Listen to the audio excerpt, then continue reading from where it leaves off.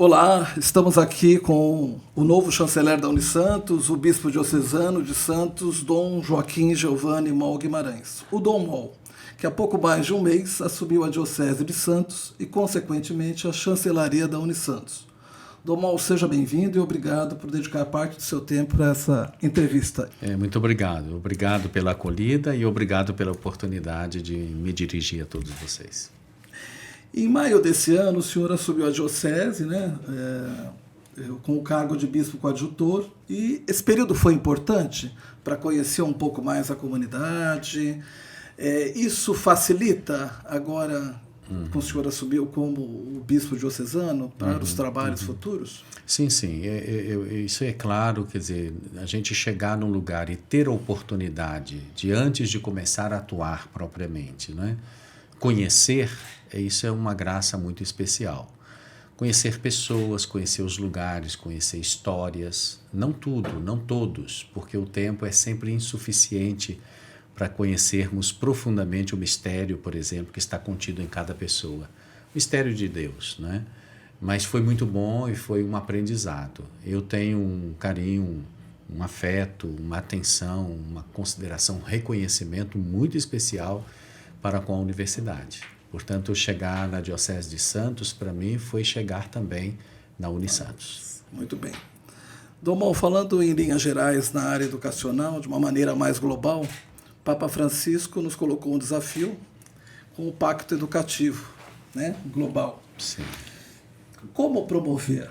Como colocar essa pauta mais no centro das discussões? Enquanto uma instituição católica, como podemos propagar isso e vivermos intensamente isso? Olha, fazer um pacto educativo, né, global, é uma proposta muito audaciosa do Papa Francisco. Ele era audacioso em muitas coisas, né? Por quê? Porque este pacto foi resultado do entendimento que ele teve de outras situações. Por exemplo, ele lançou a Economia de Francisco e Clara, porque entendeu que, para a transformação do mundo, não bastava, digamos assim, reformas aqui ou ali, mas precisávamos nós inventarmos uma nova economia. Aí essa economia foi chamada de Francisco e Clara. Esta economia está baseada no humanismo, e no humanismo, digamos assim, construído à luz da fé cristã, com os valores da fé cristã. Posso citar como exemplo a justiça, a paz, o respeito à diferença, à diversidade, né? Tudo isso é muito significativo. Então, primeiro, transformar a economia. Aí o Papa Francisco foi pensando e descobriu o seguinte: com os velhos economistas, com respeito a todos eles, a gente não vai conseguir. Porque a leitura da economia que eles fazem é muito conforme, não é, a economia global, que ele disse que mata as pessoas, né? Então, no pacto educativo, ele expressou que aquela economia de Francisco e Clara precisava ser a construção de uma nova economia. Uma economia solidária, uma economia justa, uma economia que tem em vista a igualdade, a fraternidade entre as pessoas, né? As economias sustentáveis, né? Então, veja que o Pacto Educativo Global nasceu para, trabalhando com a educação, nós gerarmos novos economistas por uma nova economia solidária no mundo. São muitos os desafios aí. São muitos. Por isso que o senhor diz, né? São muitos. E as outras profissões entram Sim, nesse seguramente. caminho também? Seguramente. Pensando. Eu achei muito interessante do Papa Francisco abordar a questão explícita da economia, porque nós abordamos quase sempre, fazemos abordagem mais política, mais social. Então ele quis entrar no campo da economia. Isso também foi profético, porque a economia parece um mundo à parte. Só alguns entendem de propósito, de modo que tudo seja mantido. Mas a decisão por uma nova economia, ela vem também da instância política. Então, só uma política renovada, do Papa Francisco usa essa expressão, uma nova política. Uma política uma caridade política, uma política voltada para o amor ao outro, porque a caridade não é outra coisa senão exatamente a prática do amor que respeita o outro, né? Então, lógico, em todas as áreas, todas as profissões, mas é preciso enfrentar a grande coragem de fazer com que as pessoas compreendam que esta economia que mata não vai trazer um mundo novo, sustentável, e tampouco um mundo novo onde todas as pessoas possam viver em paz e dignamente. Por isso, a acentuação nessa área. Contudo, o Papa Francisco disse que a educação é uma coisa do amor, não é? Educar é um ato de amor, é uma opção de amor, uma escolha de amor, não é? E nesse educar do Papa Francisco estão não só todas as profissões, mas estão as ações que vão lá desde a alfabetização até o nível mais alto que se possa imaginar no campo da educação. Muito bem. Agora trazendo para a Diocese de Santos e pensando um pouco na educação formal. As escolas, creches, a universidade, né? São muitos os desafios. Recentemente, os meus estudantes fizeram uma pesquisa e muitas pessoas não associam a própria universidade à diocese, né? Como fazer? O senhor já pensou? O senhor foi reitor durante 15 anos, se eu não me engano, né? Na PUC Minas. Como fazer essa ligação? Como fazer as pessoas compreenderem que a universidade, as escolas também são obras da diocese? Então, esse é um caminho muito importante que nós precisamos percorrer, e é um caminho, digamos assim, em que a gente cresce nele, é um crescimento nele. Porque não se trata de fazer uma divulgação para que as pessoas tenham uma mera informação. Olha, a Unisantos, o Liceu Santista, nós temos também nas parcerias do trabalho social 7 creches. Então, creches, o colégio, a universidade, tudo isso está no conjunto da diocese. Então, isso é verdade, mas é que as pessoas precisam sentir isso pela prática da integração desses setores. Então, isso significa dizer concretamente, tanto a universidade quanto o colégio precisam se aproximar mais de outras iniciativas importantes da diocese e vice-versa.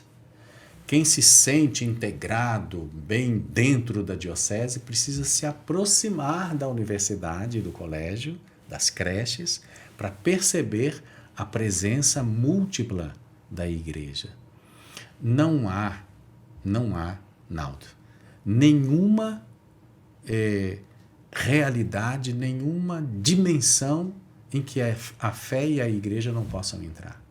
Porque a fé da igreja, a nossa fé, é uma fé que cuida de pessoas. Onde tem pessoas, ali nós estamos. E a gente entra, não deseducadamente, mas a gente entra sem pedir licença. Exatamente porque é característica do cristianismo o humanismo. Nós somos especialistas em pessoas humanas. É isso que é o cristão. Portanto, nós entramos em todas as dimensões por meio daquelas pessoas que compõem a comunidade. Não me refiro ao bispo, ao padre, mas você, outras tantas pessoas que dão o testemunho da fé na pessoa humana, em Jesus Cristo, no reino de Deus, etc. Então, ali estamos nós fazendo este trabalho. Portanto, como diz a juventude hoje, como é que é? Tudo junto e bem misturado. Não é assim que a juventude fala? Tudo junto e bem misturado. Então, uma diocese que trabalha com paróquias, com comunidades eclesiais de base, com pastorais, com universidade, com colégio, com crianças na idade mais tenra da catequese, da escolarização. Entramos também pelo meio ambiente, queremos cuidar do pessoal da rua, estamos atentos às comunidades indígenas, queremos que os mais pobres encontrem aqui o seu lugar, os dependentes químicos, os que são achincalhados na vida, os que são humilhados. A igreja é lugar dessas pessoas todas. Exatamente porque na origem da igreja está o humanismo por excelência, que é aquilo que Jesus praticou no meio de nós. Muito bem. E a sua experiência na PUC Minas, enquanto reitor, agora chanceler da universidade, Como o senhor imagina, são muitos os desafios que hoje as universidades têm? A católica é a única, né? A única católica da região. Como o senhor vê esses desafios? A gente falou um pouco da relação com a diocese, mas além disso, Sim. Né, na formação profissional, na condução da própria instituição. Olha, eu vou aproveitar esse espaço para fazer um convite. É um convite que não é de mera retórica. É um convite que é comprovado por avaliações feitas e também por tantas outras pessoas do senso comum que vão dizendo como percebem. A Unisantos é uma universidade de qualidade, não é? A qualidade passou a figurar como uma palavra de múltiplos sentidos, mas ultimamente a gente nota muita utilização da palavra qualidade para exatamente dizer e esconder, não é? Não dizer, mas esconder uma realidade de pouca qualidade. Eu preciso dizer isso. Ou seja, a qualidade da educação exercida, praticada pela Unisantos, ela é comprovada, não é? Ela está medida por aparelhos, por critérios, por princípios, normas externas à universidade. Ela é uma instituição de qualidade. Então, nós não temos nenhum interesse de esconder absolutamente nada, muito menos fazer de conta que temos qualidade. Nós somos de qualidade. Então, o primeiro grande desafio, digamos assim, para que esta instituição de qualidade seja a opção, a escolha de jovens, dos seus pais, que às vezes vão pagar o estudo dos seus filhos, é saber disso.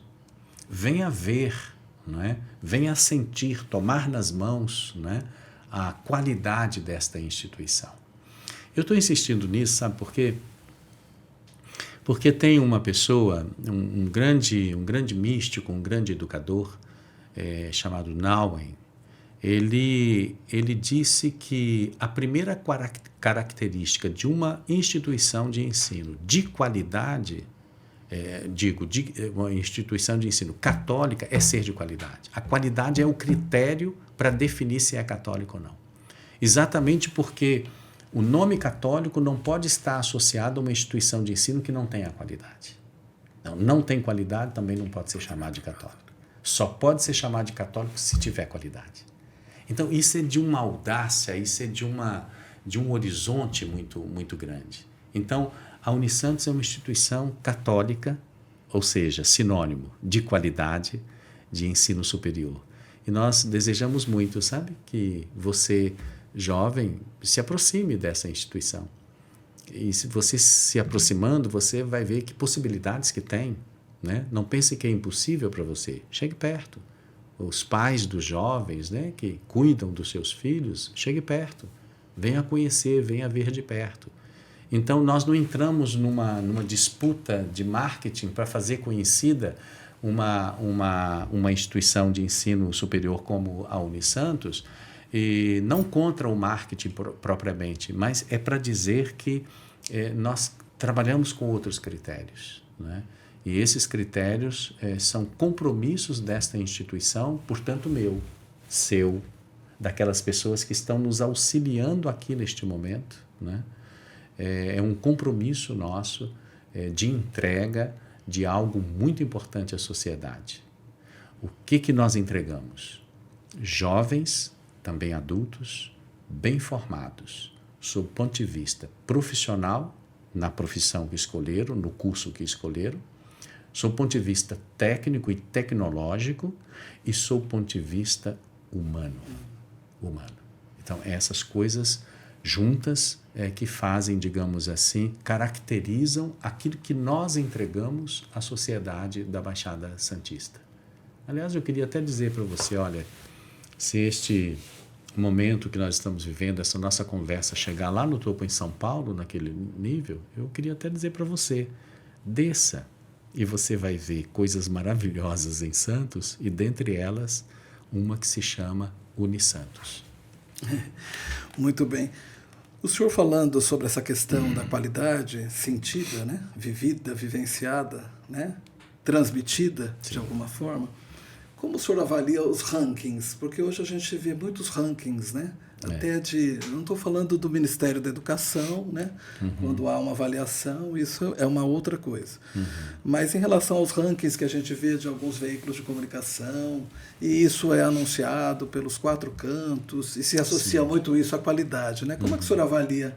O senhor também, como já foi reitor, né? Vivenciou isso? Sim. É uma coisa que é muito importante para a gente notar. Primeiro que, como bom mineiro, e eu acho que isso é uma característica também de um bom santista, é ter um pé atrás, não é? Isso significa dizer, é cultivar uma sábia desconfiança, sobretudo quando há uma insistência muito grande naquele ponto. Então, esta insistência só é explicável exatamente pelo fato de que aquele resultado no ranking ele poderá exatamente não só alavancar pessoas para aquela instituição, mas poderá também não ser tão seguro e tão fiável sob o ponto de vista da investigação. Com isso, eu estou dizendo para você que o ranking é importante, não é? E cada vez que a gente é ranqueado, né, como costumamos dizer como universidade, se temos ali uma boa classificação, precisamos informar isso à sociedade. Agora, fazer disso, digamos assim, um mote, fica parecendo que aquela realidade não é bem do jeito que ela está sendo definida. Há uma desconfiança, digamos, um benefício da dúvida, não é? Um benefício da dúvida. Então, mais do que falar da posição no ranking, me mostra o que está sendo o que está sendo entregue à sociedade. Porque o que está sendo entregue à sociedade é o melhor ranking. O ranking, ele deve ser feito entre os ex-alunos, os egressos da universidade, né? Porque eles conhecem bem aquilo que é a qualidade de uma instituição. Em se tratando das pessoas e as pessoas que fazem, né, a instituição, como o senhor define um compromisso de um docente, um pesquisador de uma universidade católica? O que o senhor diria para... Em primeiro lugar, que uma universidade, uma instituição de ensino superior católica, não pode abrir mão da pesquisa. A pesquisa é a investigação é que gera o novo conhecimento, a nova compreensão, uma nova visão de mundo, não é?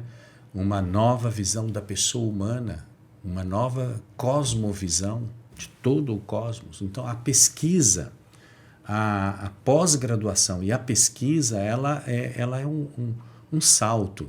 Eu gostaria até de dizer assim, mas bem compreendido, porque toda a comparação tem o seu lado falho, mas eu diria o seguinte, é o terraço, não é? É a cobertura. Essa cobertura, chamada pesquisa, pós-graduação, pesquisa, investigação, ela é fundamental numa instituição que é séria. Eu lamento muito que no Brasil, por causa da classificação das universidades, centros universitários, faculdades reunidas, etc., que muita gente até se recusa, não é? Receber ou se comprometer, não é? Com a pesquisa e a pós-graduação para continuar no favorecimento e no menos, da entrega menor, não é? E permanecer como centro universitário.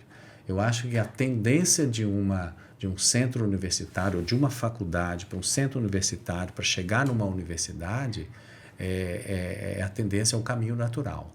Quando a gente segura e aqui a gente não vai mais para frente, isso é um ponto de desconfiança. É sutil, mas é de desconfiança, não é? Por que não praticar a pesquisa? Até porque a pesquisa, trazendo o novo de muitas e muitas formas diferentes, a pesquisa enobrece. A pesquisa ela é algo necessário ao mundo. Agora, aos pesquisadores, aos cientistas, né, que colaboram nessa tarefa, existe uma palavrinha, uma única palavrinha, que pode nortear de uma maneira muito interessante. E sem ela, nós podemos trocar, de fato, as mãos pelos pés, não é? Chama-se ética, é a palavra ética. A ética é muito mais do que a moral. A moral é o conjunto de normas, etc., respeitado por uma determinada comunidade. A ética está no nível dos princípios. A ética é aquilo que diz para mim assim, quando eu estou fazendo a pesquisa. Opa, aqui cheguei ao meu limite. Eu não posso passar daqui porque eu estarei ferindo, por exemplo, a dignidade humana, a liberdade humana, não é? A autonomia das pessoas e assim por diante. Então, é a ética que acende o sinal vermelho. Opa, é aqui que eu preciso de uma atenção especial.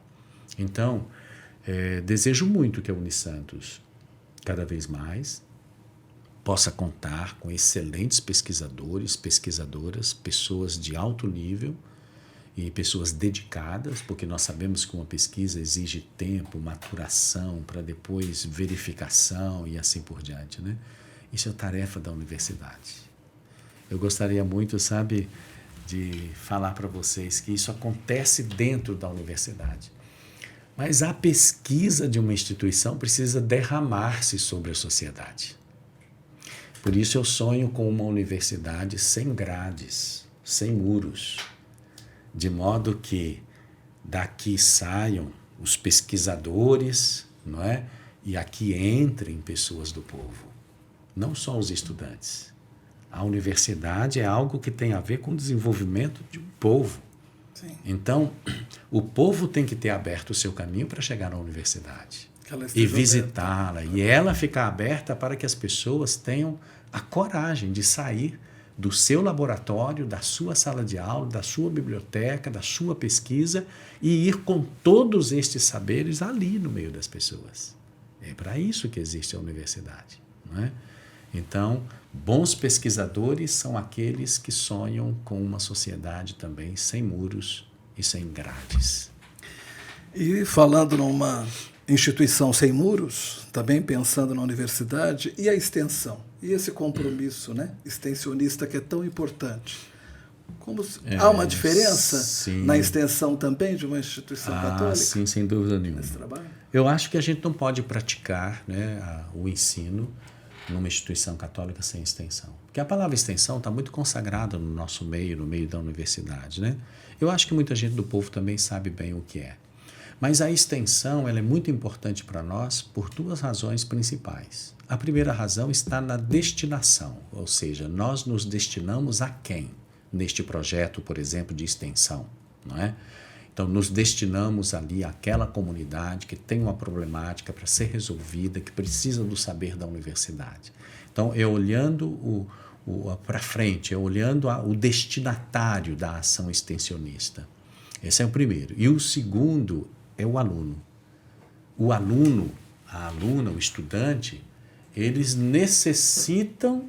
precisam necessitar da extensão, como a terra seca precisa da água, para poder fecundar a terra e da terra nascer coisas novas.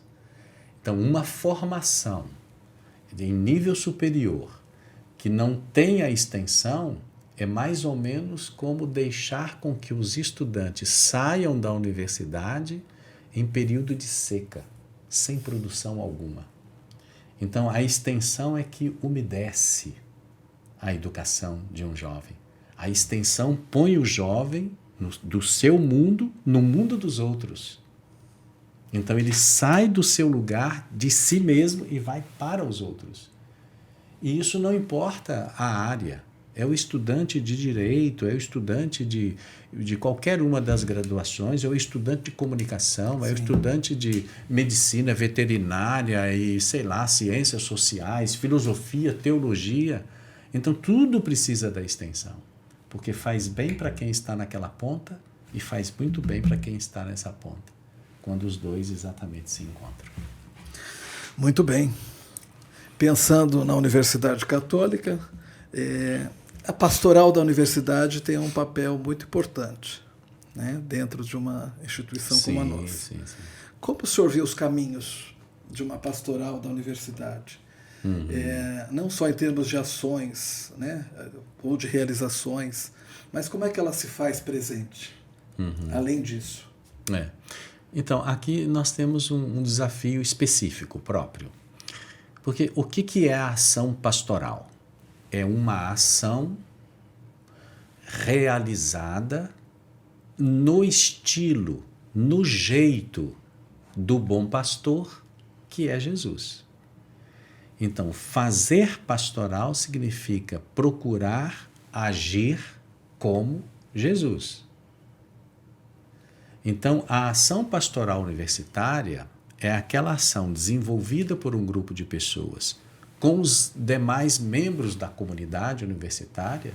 Aqui eu estou pensando nos estudantes, estou pensando nos professores, no corpo técnico administrativo, portanto, em todos os segmentos da comunidade universitária. Então, esse grupo de pessoas vai atuar nesse ambiente de um jeito muito específico, que é o jeito, né, do Senhor, que é o jeito de Jesus, com os valores do Evangelho. Então, nesse sentido, a pastoral universitária, mais do que uma ação aqui, outra ação ali, um encontro, uma palestra, uma celebração, uma missa, um diálogo, uma entrevista, mais do que tudo isso é importante, mas mais do que tudo isso, a verdadeira pastoral universitária é aquela que convence o pesquisador a pesquisar com ética, porque ética é um valor do Evangelho. É aquela ação que faz com que cada professor, na sua área de conhecimento, estando diante dos alunos, haja como um verdadeiro educador. A verdadeira ação universitária é aquela que reúne estudantes daqui e dali e vai mostrando aos poucos esses estudantes que eles são mais e podem mais se olharem esses valores universais do Evangelho de Jesus. Então, pastoral universitária não é um conjunto de ações propriamente, mas ela está dentro da estrutura da identidade da universidade. Então, nós precisamos respirar um ar diferente aqui dentro dessa casa, porque tem pastoral universitária. Para falar de maneira bem simples, ninguém tem direito de maltratar ninguém. Ninguém tem direito de isolar ninguém. Ninguém pode excluir ninguém. Nenhuma pessoa dentro dessa casa pode ser grosseiro com as pessoas, mentir, espalhar fake news e criar situações que são constrangedoras, em nenhuma hipótese.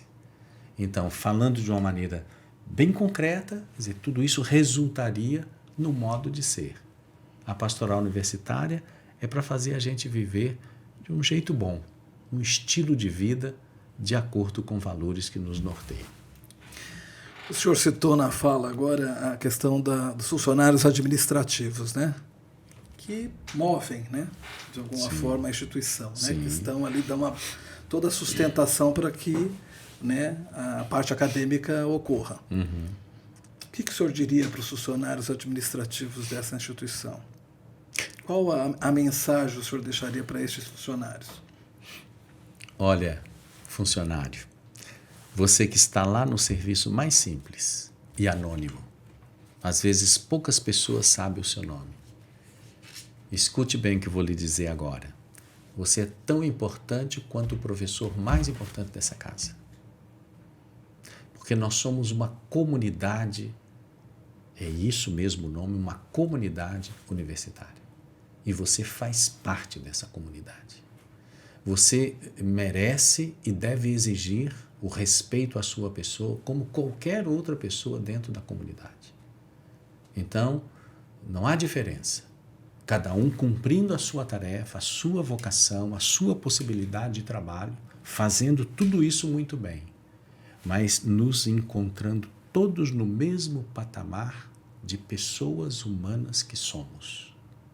Você merece o mesmo respeito que toda e qualquer pessoa dentro dessa instituição. Então, isso é uma revolução, a revolução da fraternidade. A fraternidade é capaz de nos mudar profundamente, de maneira revolucionária, porque é tão profunda a mudança. Portanto, cada funcionário, cada pessoa que limpa, que arruma, que está no computador, que está na solução de um problema sério ali do sistema, não é? da universidade, nesse ou daquele outro, ou no campo de pesquisa, todos que estão colaborando como funcionários são muito importantes e são educadores dentro desta instituição de educação. Muito bem. Dom Moll, enquanto chanceler, o senhor já pensou como será essa dinâmica aqui na universidade também, frente a tantos desafios da diocese? Sim, O senhor já pode adiantar alguma coisa ou sim, ainda é cedo? Na realidade, eu assumi foi no início de outubro, né? Na metade quase de outubro. Né? Eu cheguei em maio, mas só assumi em outubro. Tem muito pouco tempo, mas já venho pensando muitas coisas. Então eu penso o seguinte: primeiro, a gente deveria fazer, na minha opinião, a Unisantos, como também o Liceu, e isso deve unir os dois, inclusive pela própria logomarca, a gente tem que encontrar elementos de um e de outro no mesmo conjunto, para a gente poder dizer, olha, aquela criança que entra lá no colégio, né, bem novinha, pode sair desse mesmo sistema de educação, doutor e pós-doutor, não é? Aqui. Então, começa lá e termina aqui. Então, quero dizer que esta instituição, assim, tão abrangente, tenha o humanismo cristão como marca mais importante. Porque, infelizmente, o processo de desumanizante que está hoje no mundo, ele corre aceleradamente. Olha a realidade do Brasil, em muitas situações, e tristemente é preciso reconhecer, é uma vergonha a divisão, o distanciamento, a guerra cultural que nós estamos vivendo, cheia de mentiras, de fake news, de acusações, de demonizações, com envolvimento de diversos segmentos da sociedade. O nosso país não é um país de paz.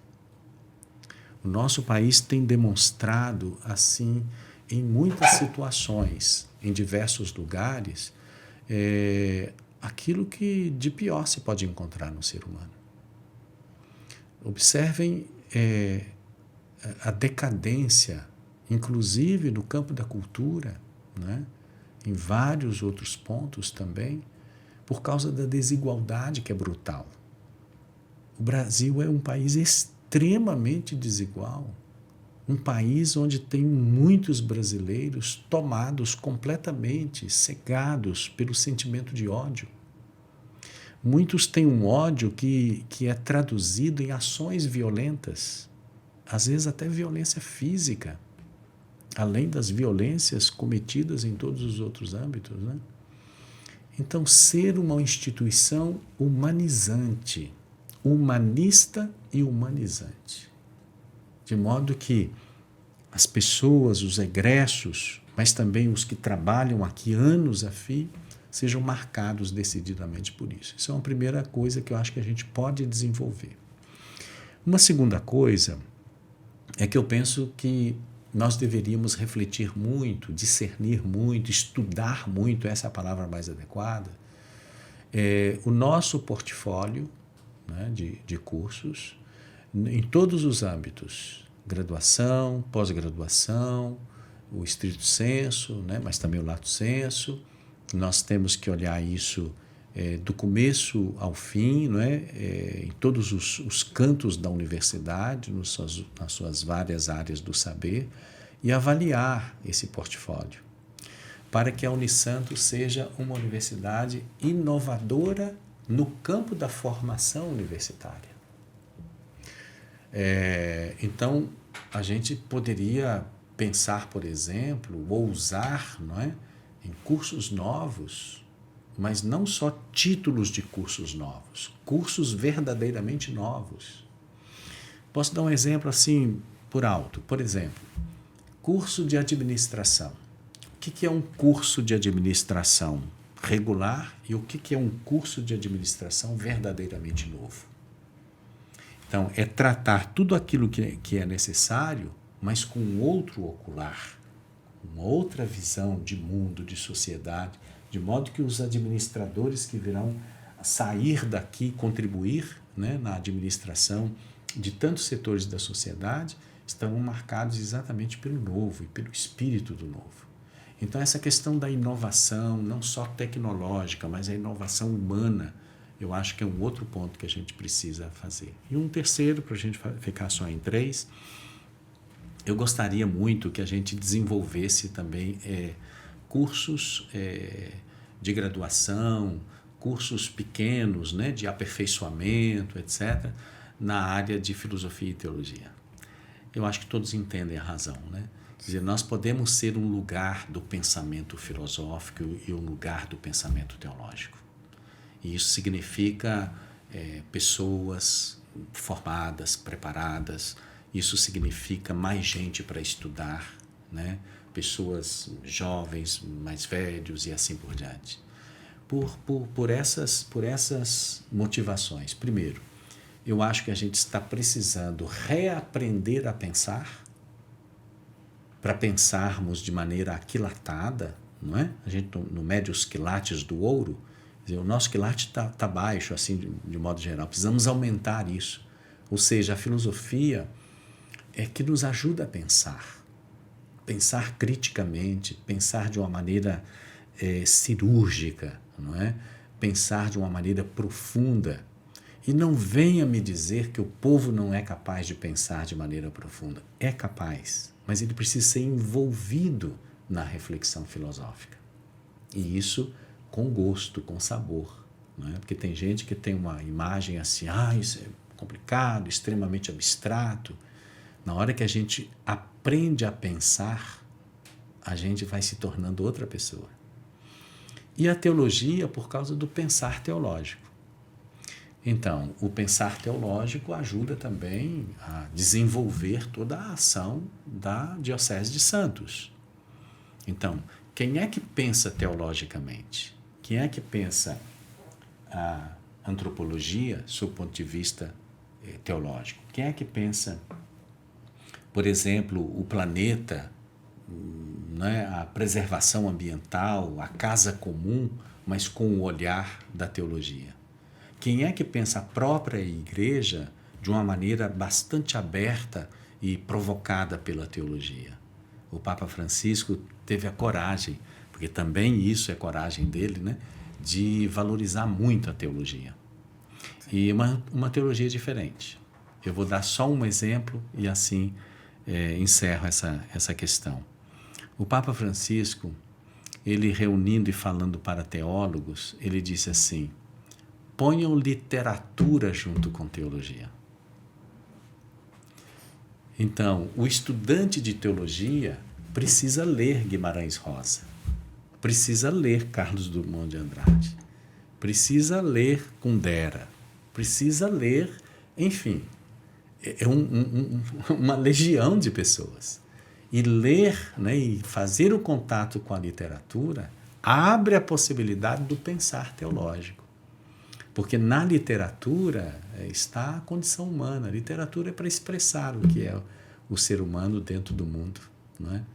Então, há muitos poetas, muitos literatos, muitas pessoas que produzem textos extraordinários. Precisamos disso para superar, digamos assim, este pensamento tão raso que é divulgado pela internet. Quase que fazendo um clamor, e fazendo mesmo, né? Eu clamo a todos, né?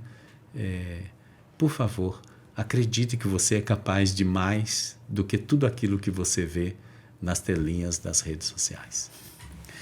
Drummond, para a gente ir encerrando, parafraseando o livro que o senhor já leu, Sociedade em Civil, são esses os desafios de uma sociedade em civil? Ah, sim, seguramente. A Sociedade em Civil é uma publicação, um livro muito de um jornalista baiano, muito importante, Muniz Sodré.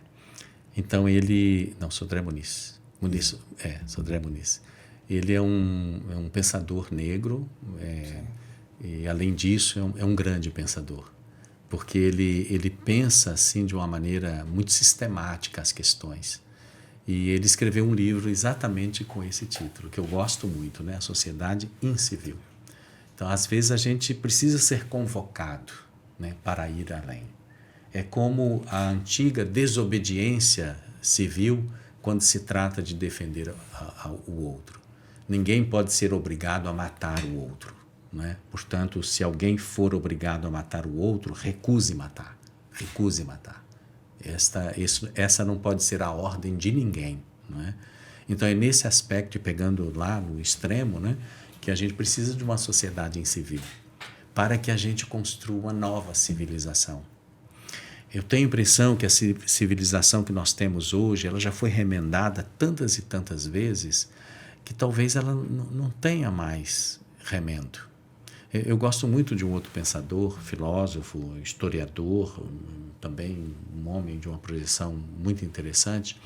Ele é de Camarões, africano, negro, e ele também tem, ele escreveu a lógica, a crítica como é que é? A crítica da negritude, da razão negra, crítica da razão negra.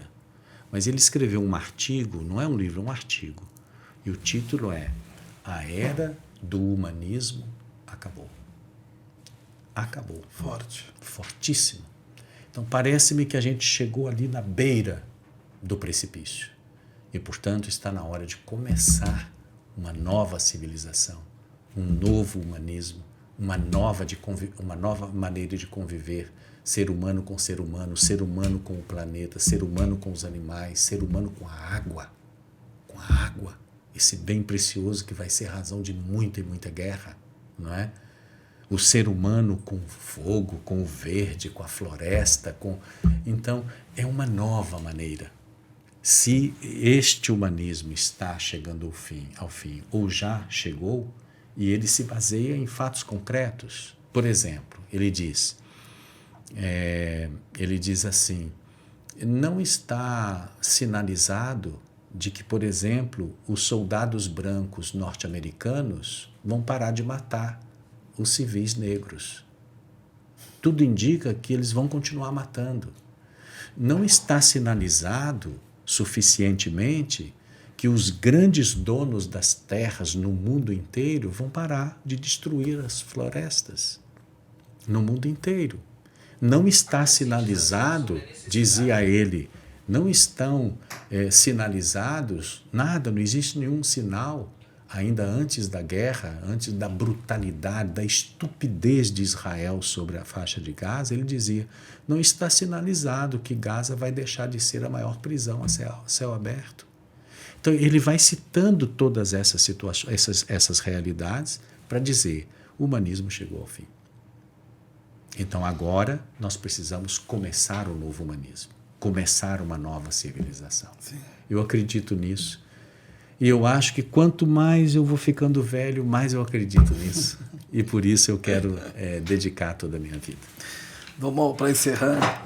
Depois gostaria de marcar uma entrevista para a gente discutir comunicação, que eu sei que o senhor também, né, tem um grande apreço. Sim. E falando um pouco dos desafios, né? Com certeza. O senhor quer deixar uma mensagem? Quero sim. Quero. Para todos da comunidade acadêmica? Olha, sintam a minha proximidade. Se não uma proximidade física todos os dias, porque não posso estar aqui todos os dias, mas virei muitas e muitas vezes com muito prazer, com muita alegria, com muita satisfação. Mas sintam a minha proximidade interior, espiritual. Eu estou com vocês, apoio vocês. Eu reconheço o valor que todos dessa comunidade acadêmica têm, essa comunidade universitária tem. E, além de sentir a minha presença, o meu apoio, contem comigo naquilo que eu puder ajudar. E ajudarei com muita satisfação. Agora, não arredem pé, por favor, dos valores que norteiam o trabalho de formação de jovens para a sua vida profissional, da atuação da extensão, aliviando o sofrimento de muitas pessoas nas periferias e do rigor ético das pesquisas. Muito bem. Muito obrigado.